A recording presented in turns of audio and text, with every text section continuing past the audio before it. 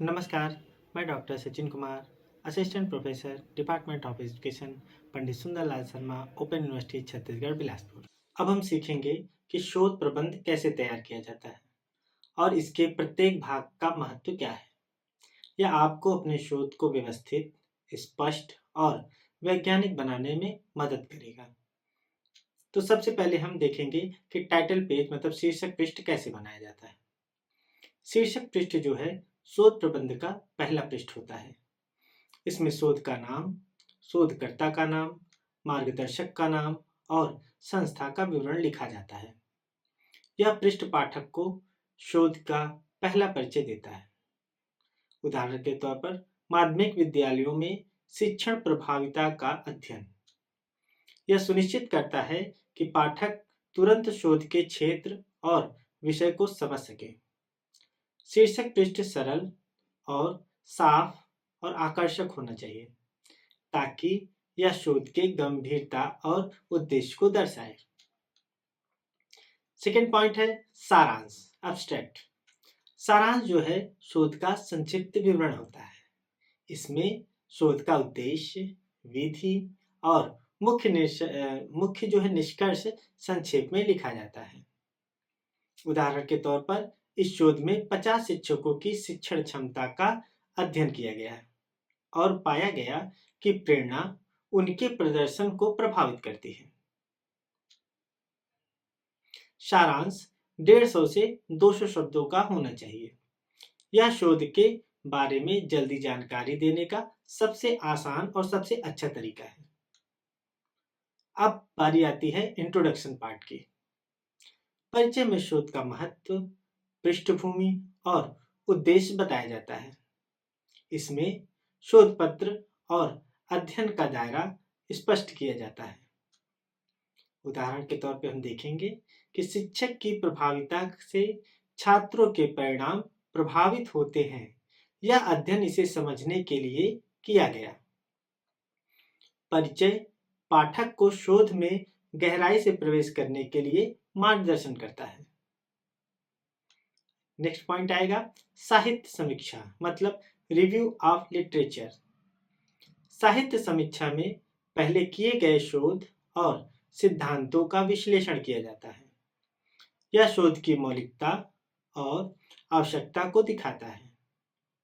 उदाहरण से समझेंगे कि पिछले शोधों में पाया गया कि प्रेरणा से शिक्षण प्रभाविता बढ़ती है। साहित्य समीक्षा शोधकर्ता को पूर्व ज्ञान का अध्ययन करने और अपने शोध में सुधार करने का अवसर देती है। नेक्स्ट पॉइंट है शोध विधि, रिसर्च मेथोडोलॉजी। इसमें उपकरण, नमूना और डेटा संग्रहण प्रक्रिया का विवरण होता है। उदाहरण के तौर पर 50 माध्यमिक शिक्षकों पर प्रश्नावली और साक्षात्कार का प्रयोग किया गया। यह भाग शोध की विश्वसनीयता को दोहराव सुनिश्चित करता है। अगले पार्ट में हम परिणाम एवं विश्लेषण की बात करते हैं, रिजल्ट एंड एनालिसिस। इसमें आंकड़ों को तालिका, ग्राफ और चार्ट के माध्यम से दिखाया जाता है। उदाहरण से समझेंगे कि ग्राफ में स्पष्ट है कि अधिक प्रेरित शिक्षक बेहतर परिणाम देते हैं। यह भाग शोध के निष्कर्षों को स्पष्ट और समझने योग्य बनाता है। नेक्स्ट आता है डिस्कशन, चर्चा। चर्चा में परिणामों की व्याख्या और महत्व पर विचार किया जाता है। उदाहरण से समझेंगे, मान लीजिए प्रेरणा शिक्षक की क्षमता को बढ़ाती है, जैसे कि पिछले शोधों में भी देखा गया। यह भाग शोध के व्यवहारिक और सैद्धांतिक महत्व को दर्शाता है। नेक्स्ट पॉइंट है निष्कर्ष एवं सिफारिशें, कंक्लूजन एंड रिकमेंडेशन। इसके मुख्य निष्कर्ष और भविष्य के सुझाव दिए जाते हैं। उदाहरण से प्रेरणा बढ़ाने के लिए शिक्षक प्रशिक्षण कार्यक्रम अनिवार्य होना चाहिए। यह शोध के उद्देश्य को पूरा करता है और सुधार के लिए दिशा देता है। नेक्स्ट आएगा लास्ट में रेफरेंसेस, संदर्भ सूची। सभी उपयोग किए गए स्रोत और साहित्य का सही उदाहरण दिया जाता है। जैसे उदाहरण में best JW 2020 research in education, यह शोध की प्रामाणिकता और विश्वसनीयता बढ़ाता है। नेक्स्ट आएगा परिशिष्ट अपेंडिक्स। इसमें प्रश्नावली, उपकरण या अतिरिक्त आंकड़े शामिल होते हैं। उदाहरण से अध्ययन में प्रयुक्त प्रश्नावली और ग्राफ शामिल है। यह पाठक को शोध प्रक्रिया और डेटा की पूरी जानकारी देता है। प्रिय विद्यार्थियों, शोध प्रबंध का यह ढांचा आपके अध्ययन को व्यवस्थित, स्पष्ट और वैज्ञानिक बनाने में मदद करता है। यदि प्रत्येक भाग सही तरीके से तैयार किए जाएं, तो आपका शोध विश्वसनीय और प्रभावशाली बनता है। शोध प्रबंध लिखते समय ध्यान देने योग्य बातें ये हैं कि विषय और समस्या स्पष्ट होनी चाहिए। डेटा विश्वसनीय और सत्यनिष्ठ के अनुसार होना चाहिए। निष्कर्ष तार्किक और शोध प्रश्नों के अनुरूप हो। भाषा सरल, स्पष्ट और शैक्षणिक होनी चाहिए। तो जब भी हम शोध प्रबंध तैयार करेंगे तो इन सब बातों का हम ध्यान रखेंगे। अब फाइनल हम आते हैं कंक्लूजन पर। अंत में हम ये कह सकते हैं कि शोध प्रबंध का जो निष्कर्ष है, शोध की आत्मा है। यह वह भाग है जिसमें हम अपने पूरे अध्ययन का सार प्रस्तुत करते हैं। निष्कर्ष में शोधकर्ता अपने उद्देश्यों, शोध प्रश्नों और अध्ययन के परिणामों का सुसंगत और तार्किक सार प्रस्तुत करता है। यहाँ हम यह बताते हैं कि अध्ययन से क्या महत्वपूर्ण तथ्य सामने आए, किन सिद्धांतों की पुष्टि हुई और किन पहलुओं पर आगे के शोध की आवश्यकता है। हमें निष्कर्ष में यह भी स्पष्ट करना आवश्यक है कि शोध के दौरान प्राप्त जानकारी शैक्षणिक, सामाजिक और वैज्ञानिक दृष्टि से कितनी उपयोगी है। यदि शोध में प्रयोगात्मक विधियां अपनाई गई हैं, तो उनके परिणाम और उनका महत्व भी यहाँ उजागर किया जाता है। साथ ही शोध के सैद्धांतिक और व्यवहारिक योगदान को संक्षेप में बताया जाता है। फाइनली, निष्कर्ष शोध को एक समापन और दिशा प्रदान करता है। यह न केवल अध्ययन की उपलब्धियों को रेखांकित करता है, बल्कि भविष्य के शोध के लिए सुझाव और संभावनाओं का मार्ग भी दिखाता है। इस प्रकार शोध प्रबंध का निष्कर्ष स्पष्ट, वैज्ञानिक और उद्देश्यपूर्ण होना चाहिए, ताकि अध्ययन का संपूर्ण महत्व पाठक तक पूरी तरह से पहुंच सके। हम ये कह सकते हैं कि शोध प्रबंधन विज्ञान, अध्ययन और सामाजिक योगदान का एक समग्र प्रतीक है। अब हम देखते हैं कि फुटनोट कैसे बनाया जाता है, या फुटनोट को हम समझेंगे कि ये क्या है। फुटनोट क्या है और इसका महत्व क्या है, हम इसे विस्तार से समझेंगे। फुटनोट का अर्थ है किसी पुस्तक, शोध प्रबंध या लेख में पृष्ठ के निचले हिस्से में दी गई अतिरिक्त जानकारी या संदर्भ। इसका मुख्य उद्देश्य पाठक को जानकारी का स्रोत दिखाना और पाठ को अधिक स्पष्ट बनाना है। फुटनोट का उपयोग किसी भी शोध या शैक्षिक लेखन में इसलिए किया जाता है ताकि मुख्य पाठ सुसंगत और सरल बने रहे।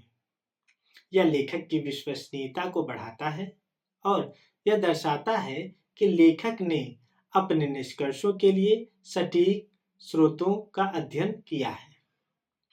फुटनोट के मुख्य बिंदु इस प्रकार हैं। पहला पॉइंट है, यह किसी वाक्य या कथन का संदर्भ प्रदान करता है। दूसरा है, पाठ में आए अतिरिक्त विवरण या उदाहरण को स्पष्ट करता है। थर्ड पॉइंट है, इसे संक्षिप्त रखा जाता है ताकि मुख्य पाठ में बाधा ना आए। चौथा पॉइंट है, फुटनोट में लेखक का नाम, पुस्तक या लेख का नाम, संस्करण, प्रकाशन वर्ष और पृष्ठ संख्या लिखना आवश्यक है। नेक्स्ट पॉइंट है, इसका प्रयोग मुख्य रूप से संदर्भ देने और पाठ में स्पष्टता लाने के लिए किया जाता है। अब हम इसे उदाहरणों के माध्यम से समझेंगे। ठीक, यदि हम लिखते हैं उदाहरण नंबर 1, यदि आप लिखते हैं कि शिक्षक की प्रभावशीलता पर प्रेरणा का प्रभाव महत्वपूर्ण है, तो फुटनोट में लिखा जाएगा कि John W Best research in education, 12th edition, new Delhi, semicolon, और प्रेंटिस हॉल 2010, पेज नंबर 45। इससे पाठक को पता चलता है कि यह जानकारी विश्वसनीय स्रोत से ली गई है। उदाहरण नंबर 2 देखेंगे हम। मान लीजिए माध्यमिक शिक्षा में शिक्षक का अनुभव छात्र की उपलब्धि को प्रभावित करता है। तो अब इसके हम फुटनोट में कैसे लिखेंगे? इसमें ऐसे लिखेंगे कि फुटनोट में कि R K Sharma, educational psychology, 3rd edition है, new Delhi, Arya book depot, और 2015, पेज नंबर 78। इसमें यह भी दर्शाता है कि आपके तर्क का आधार प्रमाणित स्रोत है। फुटनोट का सबसे बड़ा लाभ यह है कि यह मुख्य पाठ को स्पष्ट और पढ़ने योग्य बनाए रखता है, जबकि शोध की सटीकता भी बनी रहती है।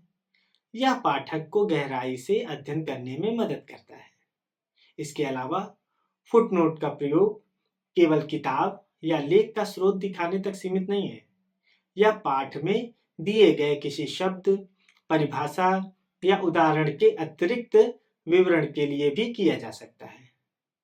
उदाहरण के लिए आप किसी शब्द के अर्थ या किसी घटना की संक्षिप्त व्याख्या भी फुटनोट में दे सकते हैं। फुटनोट शोध को अधिक वैज्ञानिक, विश्वसनीय और प्रमाणित बनाता है। यदि आप फुटनोट का सही उपयोग करते हैं तो आपके शोध की गुणवत्ता स्वतः बढ़ जाती है। विद्यार्थियों, ध्यान देने की बात यह है कि फुटनोट केवल एक संदर्भ नहीं बल्कि शोध की आत्मा भी है। इसे सही और व्यवस्थित तरीके से लिखना बहुत आवश्यक है। फाइनली हम ये कह सकते हैं कि फुटनोट किसी भी शोध प्रबंध या शैक्षिक लेखन का एक अत्यंत महत्वपूर्ण अंग है। यह न केवल प्रस्तुत तथ्यों और विचारों के विश्वसनीय स्रोतों को स्पष्ट करता है, बल्कि शोध की प्रामाणिकता और वैज्ञानिकता को भी मजबूत करता है। फुटनोट के माध्यम से पाठक यह जान पाता है कि शोधकर्ता ने अपने अध्ययन में किन पुस्तकों, लेखों या शोधों का सहारा लिया है। इससे शोध कार्य में पारदर्शिता बनी रहती है और साहित्यिक चोरी की संभावना कम हो जाती है। इसके अतिरिक्त फुटनोट मुख्य पाठ को बोझिल बनाए बिना ही अतिरिक्त जानकारी, स्पष्टीकरण और संदर्भ प्रदान करने में सहायक होता है। यह शोधकर्ता की अकादमिक ईमानदारी और विद्वतापूर्ण दृष्टिकोण को भी दर्शाता है। अतः एक सुव्यवस्थित और सही ढंग से लिखा गया फुटनोट शोध की गुणवत्ता को बढ़ाता है और उसे विश्वसनीय, मान्य तथा प्रभावी बनाता है। अब हम बात करेंगे बिब्लियोग्राफी की। संदर्भ सूची। बिब्लियोग्राफी के बारे में, जिसे हम कहते हैं संदर्भ सूची। सबसे पहले यह समझना बहुत जरूरी है कि बिब्लियोग्राफी क्या है। बिब्लियोग्राफी वह सूची होती है जिसमें शोधकर्ता अपने शोध कार्य के दौरान उपयोग की गई सभी पुस्तकों, शोध पत्रों, पत्रिकाओं, रिपोर्ट्स, वेबसाइट्स और अन्य स्रोतों का क्रमबद्ध विवरण देता है। सरल शब्दों में कहें तो बिब्लियोग्राफी यह बताती है कि शोधकर्ता ने जानकारी कहां से ली है। अब ध्यान देने वाली बात यह है कि बिब्लियोग्राफी क्यों आवश्यक है। सबसे पहला कारण इसमें यह है कि यह शोध की विश्वसनीयता को बढ़ाता है।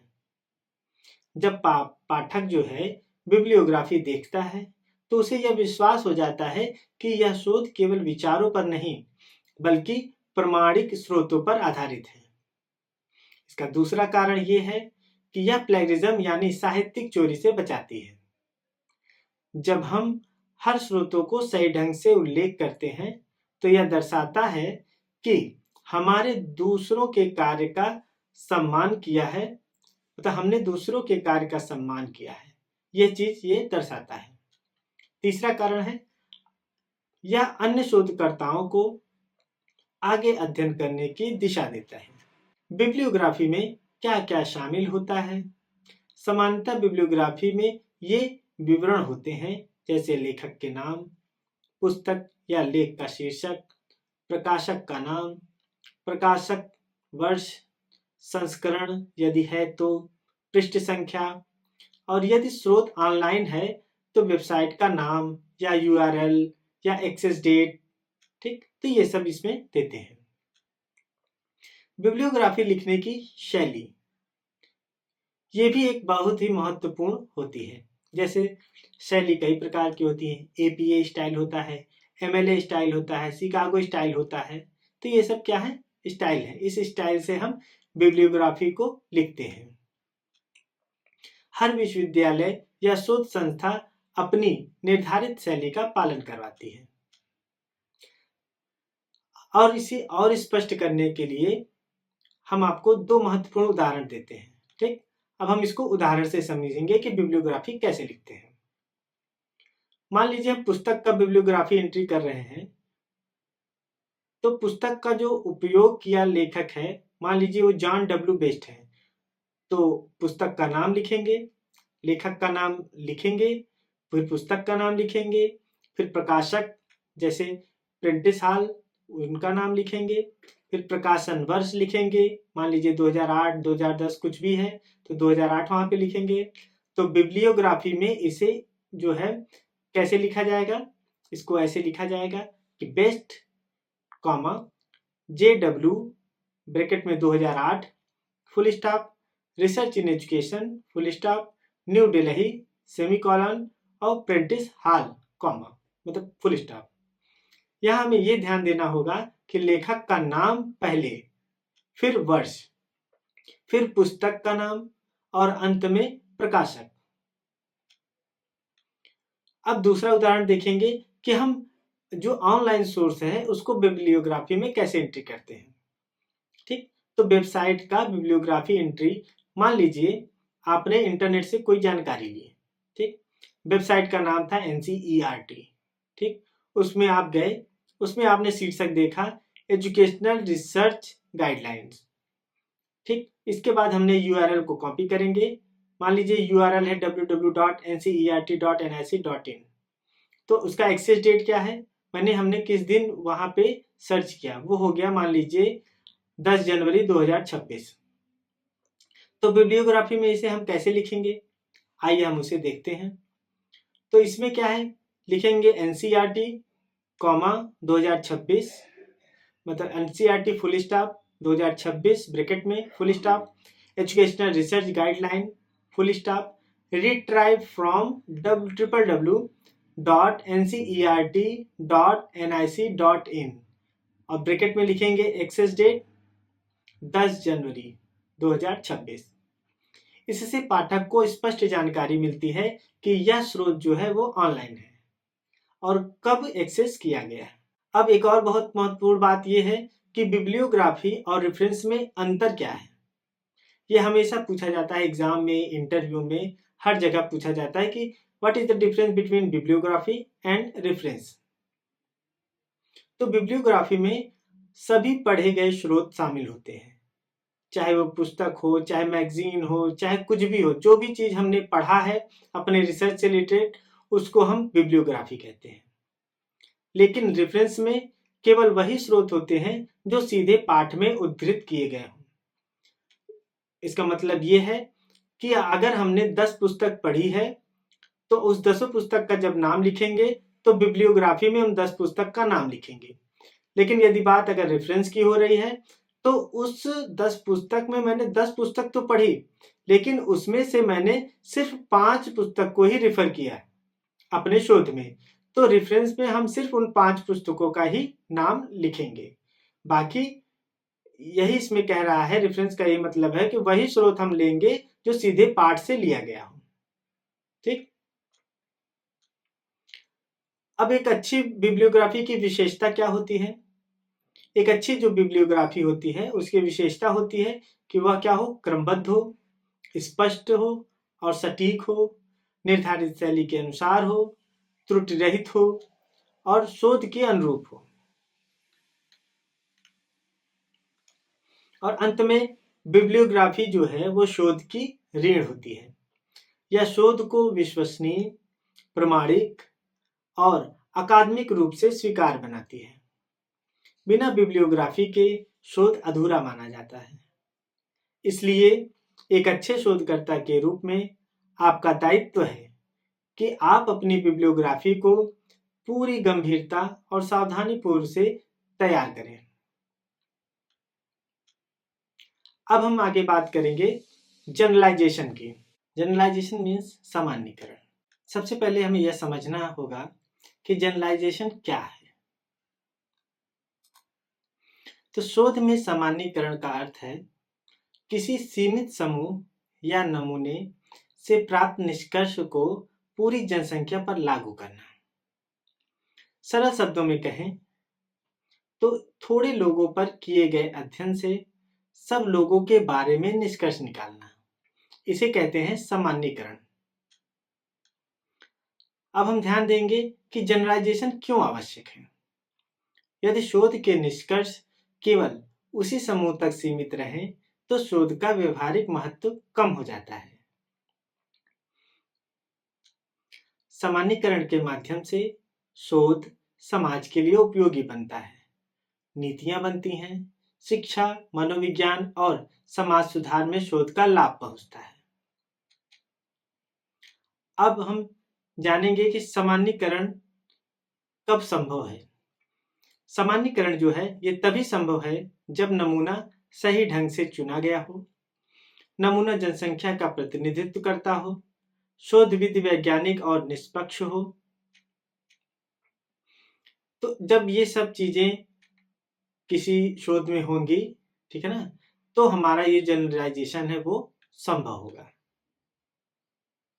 अब हम इन सब चीजों को एक उदाहरण के माध्यम से समझते हैं। पहला उदाहरण है, मान लीजिए शिक्षा से संबंधित, ठीक है ना, कोई शोधकर्ता ने एक जिले के 200 माध्यमिक छात्रों पर गणितीय चिंता मतलब मैथ एंजाइटी का अध्ययन किया।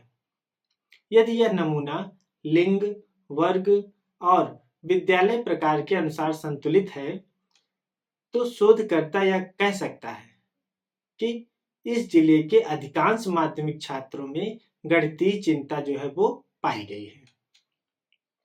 यहाँ नमूने से प्राप्त निष्कर्ष को पूरे जिले पर लागू किया गया, तो ये क्या हो गया, सामान्यीकरण। ठीक। अब दूसरा उदाहरण देखेंगे कि मान लीजिए कि मनोवैज्ञानिक शोध से, मान लीजिए एक अध्ययन में 50 शिक्षकों पर यह पाया गया कि प्रशिक्षण प्राप्त शिक्षक अधिक प्रभावी शिक्षण करते हैं। यदि यह अध्ययन वैज्ञानिक विधि से किया गया है तो शोधकर्ता यह निष्कर्ष निकाल सकता है कि प्रशिक्षण शिक्षकों की शिक्षण प्रभाविता को बढ़ाता है। यह निष्कर्ष अन्य शिक्षकों पर भी लागू किया जा सकता है। यही चीज होती है जनरलाइजेशन। हर शोध में सामान्यीकरण संभव नहीं होता। यदि नमूना बहुत छोटा है, यदि शोध केवल एक विशेष परिस्थिति तक सीमित है या ऐतिहासिक या दार्शनिक शोध है तो सामान्यीकरण उचित नहीं माना जाता। और लास्ट में सामान्यीकरण की विशेषताएं, कि इसकी क्या विशेषताएं होती हैं। इसकी विशेषताएं हैं कि सबसे पहला है कि वैज्ञानिक आधार पर हो, सीमाओं के साथ प्रस्तुत किया गया हो, अतिशयोक्ति से मुक्त हो, आंकड़ों पर यह आधारित होना चाहिए। तो ये सब चीजें जो है सामान्यीकरण की विशेषताएं हैं। फाइनली हम कह सकते हैं कि जनरलाइजेशन शोध को व्यापकता और सामाजिक उपयोगिता प्रदान करता है, लेकिन गलत सामान्यीकरण शोध को भ्रामक भी बना सकता है। इसलिए एक अच्छे शोधकर्ता का दायित्व है कि वह सावधानी, वैज्ञानिक दृष्टि और ईमानदारी से सामान्यीकरण करे। अब हम देखते हैं नेक्स्ट पॉइंट पे कि शोध प्रबंध लिखते समय हमें आवश्यक सावधानियां क्या बरतनी चाहिए। Precaution to be taken while writing a dissertation. Dissertation लिखते समय जो अपनाई जाने वाली सावधानियां हैं, वो ध्यान रखने वाली बात यह है कि शोध प्रबंध केवल एक औपचारिक दस्तावेज नहीं है, बल्कि यह आपकी वैज्ञानिक सोच, विश्लेषण क्षमता और शोध नैतिकता का सजीव प्रमाण होता है।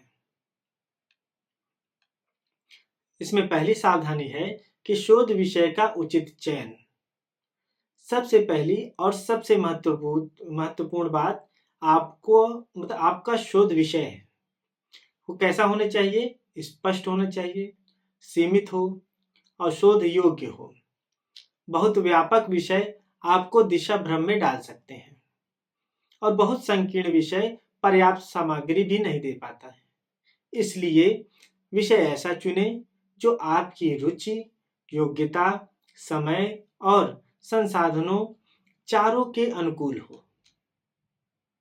दूसरी सावधानियां ये हैं, यदि समस्या अस्पष्ट है तो उद्देश्यों, परिकल्पनाओं और निष्कर्षों में भी अस्पष्टता आ जाएगी। इसलिए समस्या को सरल, सटीक और प्रश्नात्मक रूप से लिखते हैं। तीसरी सावधानी हमें यह बरतनी चाहिए कि साहित्य समीक्षा में संतुलन होना चाहिए। साहित्य समीक्षा का उद्देश्य यह दिखाना है कि आप अपने विषय के पूर्ववर्ती शोधों में परिचित हों, ना तो अनावश्यक विस्तार करें और ना ही अत्यधिक संक्षेप। केवल प्रासंगिक, विश्वसनीय और नवीन स्रोतों को ही शामिल करें। और चौथी सावधानी है कि प्लेगरिज्म से पूर्णतः बचें। यह सबसे गंभीर और नैतिक मुद्दा है। किसी अन्य लेखकों के विचार, शब्द या आंकड़े बिना संदर्भ के प्रयोग करना अनैतिक है और दंडनीय भी है। इसलिए हम उदाहरण, तालिका और विचार के साथ उचित साइटेशन और रेफरेंसेस दें। और इसमें पांचवी सावधानियां ये है कि उचित शोध अभिकल्प और विधि का चयन हो। शोध विधि आपके शोध को वैज्ञानिक आधार प्रदान करती है। प्रयोगात्मक या अप्रयोगात्मक, सर्वे, केस स्टडी या सहसंबंध, जो भी विधि आप चुने वह समस्या के अनुरूप होनी चाहिए। गलत विधि पूरे शोध की वैधता को कमजोर कर देती है। ठीक। और इसी प्रकार से क्रम में छठी सावधानी है कि नमूना और उपकरणों की उपयुक्तता। नमूना मतलब सैंपल और प्रतिनिधि होना चाहिए। उपकरण विश्वसनीय, वैध और असंगत नमूना या अवैज्ञानिक उपकरण ये गलत निष्कर्ष दे सकते हैं। सातवीं सावधानियां है आंकड़ों की ईमानदारी प्रस्तुति। डाटा संग्रहण और विश्लेषण में पूरी सत्यनिष्ठता आवश्यक है। आंकड़ों में हेरफेर, मनचाहा परिणाम दिखाना शोध के उद्देश्य के विरुद्ध माना जाता है। नेक्स्ट है आठवीं सावधानी कि भाषा शैली और प्रस्तुति। डिसर्टेशन की भाषा औपचारिक, सरल और व्याकरणीय रूप से शुद्ध होनी चाहिए। भावनात्मक और अलंकारिक जो है भाषा से हमें बचना चाहिए। इसकी नौवीं सावधानियां हैं कि निर्धारित संरचना का पालन। शोध प्रबंध को निर्धारित आयामों में ही लिखें, जैसे परिचय, साहित्य समीक्षा, शोध विधि, परिणाम, चर्चा, निष्कर्ष। ये संरचना जो है शोध को पाठक अनुकूल और सुव्यवस्थित बनाती है। और 10वीं सावधानी है कि मार्गदर्शक से निरंतर संवाद। अपने शोध निर्देशक से समय समय पर परामर्श हमेशा लेते रहें। यह प्रारंभिक स्तर पर गलतियों को सुधारने में सहायक होता है। और 11वीं सावधानियां हैं कि निष्कर्षों में संयम और वस्तुनिष्ठता।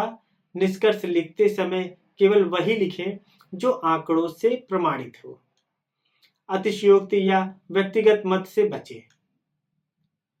अंत में यह कहा जा सकता है कि एक उत्कृष्ट डिसर्टेशन सावधानी, ईमानदारी और वैज्ञानिक दृष्टिकोण से लिखा जाता है। यदि शोधार्थी इन सभी सावधानियों का पालन करता है तो उसका शोध विश्वसनीय बनता है, अकादमिक मानकों पर खरा उतरता है और समाज के लिए उपयोगी सिद्ध होता है। तो आज के इस वीडियो लेक्चर में हमने research dissertation, footnote, bibliography, generalisation और शोध प्रबंध लिखते समय हमें क्या क्या सावधानियां बरती जानी चाहिए, इसके बारे में हमने आज के वीडियो में अध्ययन किया। ठीक, धन्यवाद।